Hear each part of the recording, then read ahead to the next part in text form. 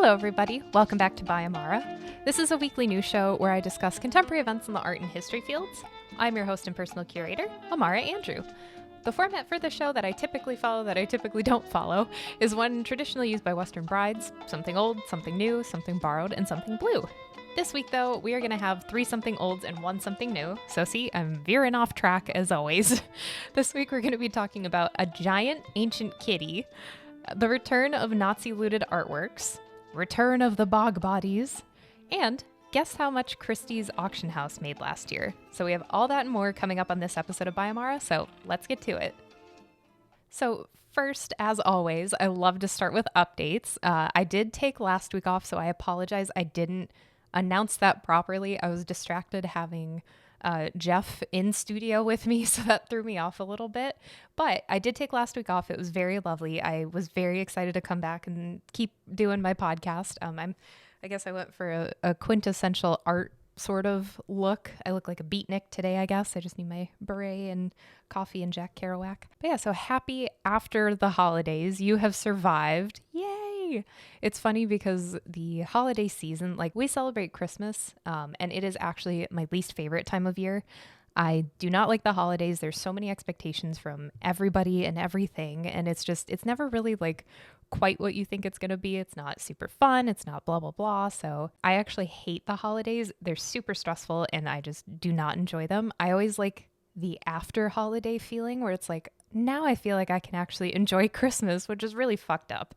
Like I should be able to enjoy it, but I just don't because it's just my psyche and a bunch of other things. I'm not going to get into it and bore you with it. But anyway, congratulations, you have survived the holidays, so welcome to the other end of it. You have like 360 some days until you have to go through it again, so you can kind of relax a little bit and have fun. Also, this is the last episode of By Amara for 2022. Woo! Confetti!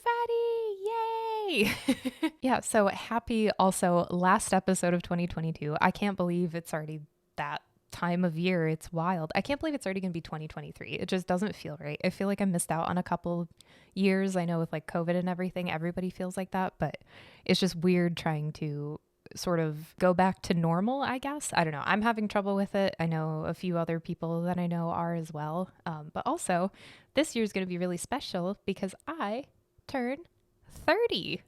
That is gross and weird, and I hate it. Ew. In my mind, I'm not 30. In my mind, I'm like 19 still. So that is going to be very weird when that happens. It's going to happen quick too in March. So it's like, oh my God, existential dread. I'm almost dead. Ah! I'll probably cry. It'll probably be a shit show, but we'll see. It'll be fine. It'll all be fine. I have a lot of dread about, I think I have a lot of dread about big milestone things because it's just like, it's a lot and you expect certain things. I think it's the expectations and I don't know. Okay, I'm not going to evaluate myself. That is it for this portion of the podcast. We're not going into my psychology. Maybe that'll be on my Patreon or something. Oh, also, I have a Patreon. Fun fact. If you love this show and want to support it or whatever, I currently don't have sponsors, but I may have them in the new year. So we'll see how that goes. But for now, it's just me tootling, chugging along with Jeff as my support system. So thank you. So yeah, so I have a Patreon. If you want to go take a look at it, you can give me money for giving you entertainment. But anyway, it always feels so weird to plug. But anyway, so it's licked. I said I was doing well and I'm not. But yeah, anyway, so it's linked in the description below, so you can check it out if you'd like, and no pressure, like at all. I just wanted to let you know it exists. So yeah, just do whatever makes you happy. Anyway, let's move on with the show. So I do have one update. In episode 9, I talked about one of the 13 first printing copies of the United States Constitution that was going to sale at auction, I think at Sotheby's. This auction was suddenly postponed, according to a representative of Sotheby's, which is really sketchy and super weird. And it was postponed just hours before the auction was about to happen. It was stated by the spokesperson. I just bunked my nose, sorry. It was stated by the spokesperson that, quote, the sale of the official edition of the Constitution has been postponed following consultation with the consignor to provide interested institutional parties with additional time to pursue fundraising efforts, Jesus Christ, for a possible acquisition. So I think essentially that just means that somebody needed more money to be able to buy this, which it feels kind of weird that you'd be able to postpone an auction for somebody to buy something, but I guess maybe they didn't have enough people that were interested in buying it or whatever. Like, I have no idea. I've never worked in an auction house, so I don't know all the ins and outs and everything. It's unclear when this is actually going to be sold in the future because they haven't even given like a future release date or anything like that. So we'll kind of just see what happens. What's also interesting about this though is that there's a crypto fundraising group called Constitution DAO 2. There was a first one where they tried to buy the copy of the Constitution that I talked about in the episode like before. And then Constitution DAO 2, which is not affiliated, I don't think. It was like really confusing, but I don't think they're affiliated with each other. They were trying to attempt to buy this version of the US Constitution. They made attempts. I don't think Sotheby's was super happy about that. Like, it's all just very confusing and it could go on and on and on. So I'm just going to chop it there. So if you wanted to purchase a copy of the US Constitution, I guess you have to wait and just see what happens. So that is the only update I have for you. So let's just get to the rest of the show.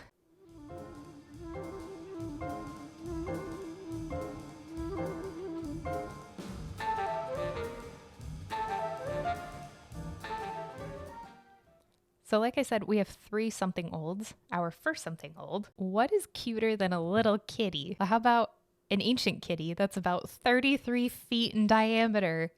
It's huge. It's massive. So a couple weeks ago, a group of 168 Nazca geoglyphs were identified in Peru's Nazca Desert. Just so you're aware, geoglyphs are like large landscape art kind of things.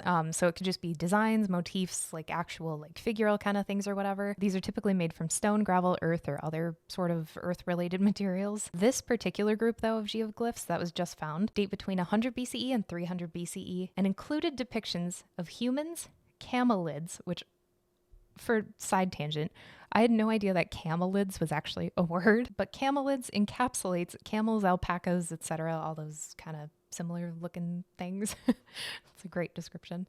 I'm an art historian. I'm not a zoologist. I actually don't know. So humans, camelids, birds, orcas, felines, and snakes. So these geoglyphs were created by removing black stones from the Earth's surface to expose the white sand beneath. So it was this like harsh, kind of dark and light contrast of sorts. This recent finding adds to the nearly 190 previously identified geoglyphs that were found in this area in Peru between 2004 and 2018. And scholars have posited a lot of different purposes to these geoglyphs, like whether they be to depict deities or served as like a form of irrigation and they just happen to be really pretty as well, or that they're actually a calendar with astrological alignments. So the exact purpose of these geoglyphs remains completely unclear. It's not totally known yet, but hopefully scholars will be able to figure it out. That was just a really quick news story. I just thought the kitty was really cute. I loved it. So yeah, so I just wanted to share that. I thought it was really cool. I've seen people talk about these before and I just thought it was really fascinating and that there are so many of them. Like, I think it's really awesome. I'm very curious to see what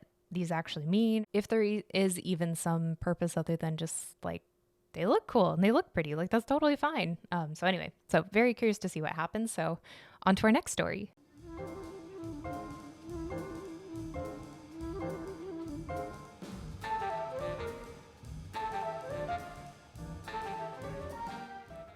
This week, we are also going to be talking about Nazi-looted art. 3 legal heirs of a man by the name of Paul von Mendelssohn Bartholdy, and apologies for mispronunciation as always. These 3 heirs are suing a Japanese holding company. Apparently, Mendelssohn Bartholdy, who is a German Jewish banker, was forced to sell his art collection to avoid persecution by the Nazis. Some of the artworks that were in his collection included pieces by Pablo Picasso, Claude Monet, and Auguste Renoir, and these were sold sometime within the mid-1930s. Another piece that was part of his collection, though, which is part of this whole legislative lawsuit sort of thing, was Vincent van Gogh's 1888 painting Sunflowers. And so, like I said, that is the one that Mendelssohn Bartholdy's heirs are trying to get back from this Japanese holding company called Sampo Holdings. So Mendelssohn Bartholdy's heirs filed this lawsuit December 13th, and they alleged that Sampo Holdings ignored and was recklessly indifferent toward the painting's provenance when it was sold in the late 1980s at public auction. In return, though, Sampo Holdings, of course, is denying any and all allegations that are being brought forth. So Sampo, actually, they acquired the piece in 1987 from a Christie's auction in London for $39.9 million. What's tricky, though, and why I'm bringing that up specifically, is because this piece was sold over a decade before the 1998 Washington Principles on Nazi Confiscated Art Declaration. This declaration is huge in Nazi looted artwork, like that whole arena and everything. That declaration focuses specifically on researching and finding and returning these artworks that were related to any sort of Nazi activity. It is a very challenging sort of prospect because the company Sampo Holdings did purchase it legally, and I fully understand that and I fully appreciate that, blah, blah, blah. They may or may not have known the provenance. I'm not excusing that at all, but maybe they didn't know. And the fact that they spent $40 million on it, that isn't nothing. Like, that is a huge chunk of change, even if you do have a shit ton of money. Like, that is a large amount of money to then just be like, okay, well, I'm just going to give this back to whomever. Now, I'm not saying that they should keep it. I actually, just personally, I would think that they should return it to the family in question. However, that is not, I do not own the artwork. I have never bought anything for $40 million. I couldn't even fathom doing that. So it comes down to kind of a morality sort of question of, well, what should I do? Should I adhere to these ideas and adhere to, this is something that this person was like forced to leave their art collection or sell it and get rid of it so then they weren't killed? At the end of the day, we'll see what Sampo Holdings says, but personally, I think that it should be returned to the family, but I don't know. I am not an expert in any of this. I'm just letting you know what is going on currently, that there's still pieces that were looted by Nazis or sold because of Nazi-related activity that are still being questioned or still trying to be returned to people. It's bananas. I mean, it's what, almost 100 years after the fact? And yeah, we're very close to 100 years after the fact, and we're still dealing with these things. Like, make good decisions, I guess, is the point of this story. So anyway, we will move on to our next something old.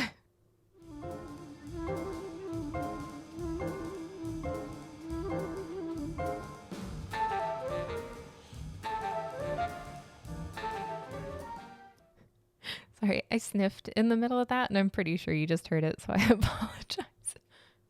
My nose is like a little stuffy. It's wintertime. It makes my sinuses dry. Anywho, our next something old is about bog bodies. Bog bodies are not anything new in the history field. They're really fascinating to study. And in case you aren't familiar with what the hell a bog body is, it is a human cadaver that has been mummified in a peat bog, and then it just looks like the person's just asleep. Like, some of the most notable cases are the Tolland man, who was found in 1950, and then the Elling woman, who was found in 1938. So when people are building new buildings or excavating or whatever, they find these bodies in the ground, which is what happened with this story, which I'm going to get to that in a minute. But essentially, they are like perfectly preserved, which is super fucking creepy. If you're like digging into the earth and then you just see this face, well, by that time, the archaeologists are in there, so they're doing it gently. That is so creepy. Could you imagine that? You're just do, and then it's like, this person's like, well, not looking because their eyes are closed, but I'm face to face with this person who's thousands of years old. Anyway, so those are the two like kind of most notable cases of bog bodies that have been found. So in October, actually, and this was just published recently, so otherwise I would have talked about it in October, but in October, a new bog body was found. So archaeologists on a dig in Eggedal, and apologies as always for mispronunciation, archaeologists on a dig in Eggedal in Denmark found the legs, pelvis, and jaw of a person who lived 5,000 years ago. What? So like I had just talked about, the bodies of the Tolland man and the Elling woman, it was like you could see their face, like specifically thinking of the Tolland man, you can see every wrinkle in his face. You can see every detail in his face. Like he looks like he's just like asleep and like just there like a human. But the fact that this body was not intact. It was just a skeleton and fragments of the skeleton is really interesting. Like, I wonder what happened and what was different and what made that actually happen versus having the body be perfectly preserved. So I'll just leave that to the archaeologist to figure out. So what's interesting also about the skeleton is that there were no signs of violence. So like no knife marks, wounds, breaks, anything like that in the in the bones that they found. So it's believed that this skeleton was also part of ritual human sacrifice, which that is the current theory behind all these different bog bodies that have been found, is that they were sent to this other world, kind of like, I'm just going off of what I remember from reading about him before, but essentially it was believed, this is just what's been posited by scholars, that the bog or the marsh kind of area was seen as like being where fairies and all these mythical creatures would hang out. So then you would sacrifice the body there because it was believed to be a portal to another world or something like that. I don't quite remember, but I'm going off of what I think I remember. So people were sacrificed there. So they were like hanged, and the bodies were perfectly taken care of. So that's also how you can tell if someone was like a human sacrifice, is that the body was taken very well care of. So that's also how the skeleton appears to be. Also, like I mentioned previously, most remains are only found because of like construction or building or things like that. Like in England, it's just like rampant, like so many bodies are found every day. So these remains also were only found because of a construction project to destroy the bog and make way for a housing development. For now, though, construction is paused in the area where the skeleton was found because the archaeologists were called in from a neighboring museum. I forget what it was called. So they're digging in and making sure that they get all the good stuff out of the bog. And then the rest, though, of the housing development will just kind of be built. And then the last part will just be where this bog is. But I feel like they're going to be waiting a really long time because normally archaeology digs take a really long time. So I don't know. I'm going to have to wait on that housing development.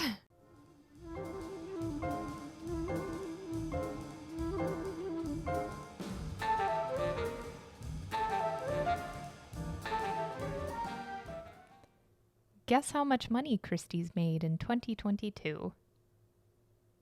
You got your number? Actually, you might have gotten really close. I don't know. You'll find out right now.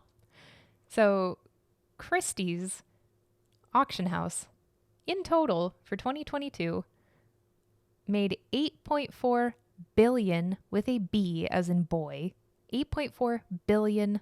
I can't even fucking fathom that amount of money. I guess it's not a lot when you that sounds insane to say.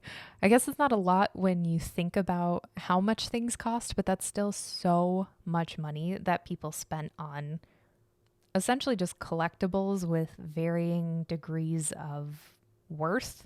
Like, it's such a subjective practice. The whole auction world is so subjective, and it's so weird because it's like, well, I think that this movie poster is worth $5 million, but you think it's worth $5. It's so fucking weird.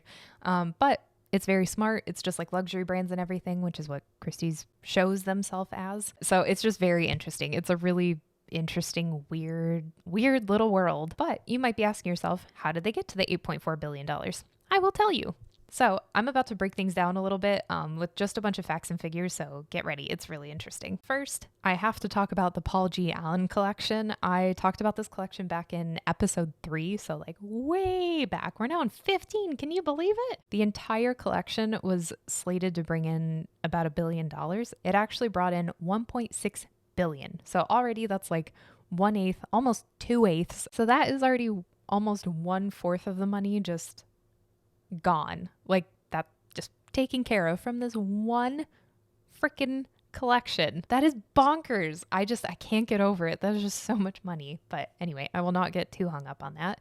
So in addition to the Paul G. Allen art collection selling for over $1.6 billion, there were also 2 huge artworks that were sold. The first one is Andy Warhol's Shot Sage Blue Marilyn, and that sold for a record-breaking $195 million. M as in Marilyn. And that became the most expensive work by a 20th century artist to ever be sold at auction. So that sold $195 million. The other artwork that was sold that made a huge splash was Man Ray's Violin Dong, which was one of my favorite photos. I love that photo. I'm obsessed with it. So I was like, oh my God, I wish. But when I saw how much it sold for, never going to happen. So that or it might. I'm going to manifest that it could. So that photo sold for $12.4 million, and Emma's in Maryland as well, making it the most expensive photograph ever sold. Just period, full stop. I also have a few other interesting facts and figures too, so I'm just going to rattle them off right now. So just in general about how Christie's operated in 2020, I just think these are really interesting things to know just because I'm always curious how the ins and outs of things work. So you have private sales and then you have auction sales.